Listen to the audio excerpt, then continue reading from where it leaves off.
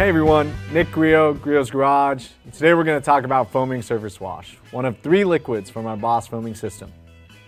Foaming surface wash is our go-to cleaner for routine maintenance washes. Its pH neutral formula helps to retain any waxes or sealants that are already on your paint, while its dual layer foam helps to loosen, lift, surround, and release any contaminants that are on your paint. This creates an incredibly safe washing process that helps to reduce wash-induced scratches. You can let the foam work for up to 10 minutes depending on weather conditions.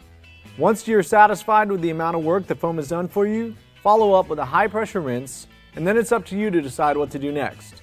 You can go truly touchless and just dry the car and be done with it, or for a deeper clean, follow with a traditional wash method and then seal the deal with foaming polygloss. Foaming surface wash was designed to work best with the Boss foam cannon. However, it also works great with the Griot's Garage pump-up foamer, air foamer sudsing gun, or foaming sprayer. Foaming surface wash is a great way to increase the safety and fun of your car washing therapy sessions.